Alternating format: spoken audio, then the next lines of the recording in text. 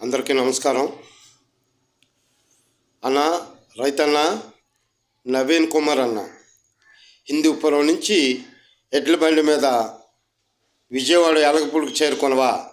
నీకు ఎంత కష్టం వచ్చిందన్న? నిన్ను అర్థం చేసుకునే వాళ్ళు ఎవరున్నారన్న?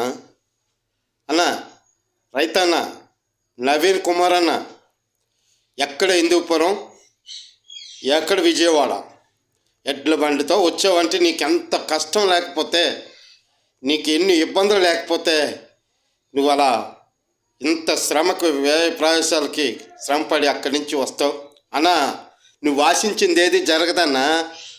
అన్న రైతన్న, నువ్వు ఆశించేది, నువ్వు ఆలోచించేది, నువ్వు కోరుకునేది, నీ కష్ట నష్టాలు ఎన్ని చెప్పుకున్నా జరిగే పరిస్థితి లేదు ఈ ప్రభుత్వంలో.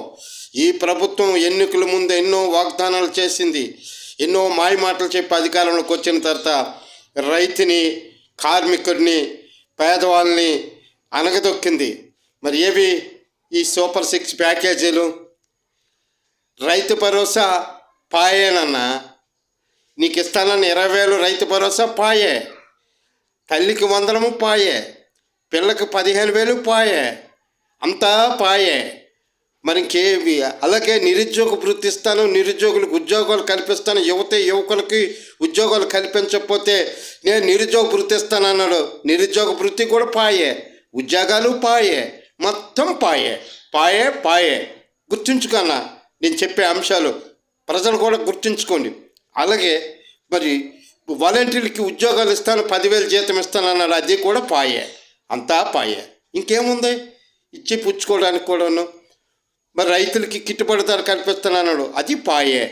మొత్తం పాలనంతా పాయే పాయే పాయే పాయే. ఎక్కడ ఉంది? గుర్తుంచుకున్నా.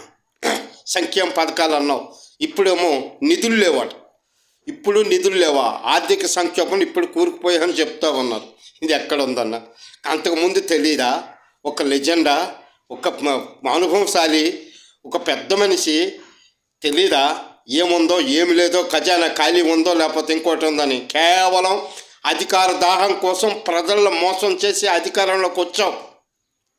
మొత్తం పాయే, 6 పథకాలు పాయే. దానికి తోడు ఉన్నటువంటి ఉద్యోగాలన్నీ తీసేస్తాను, అవి కూడా పాయే, మొత్తం పాయే. గుర్తుంచుకోండి.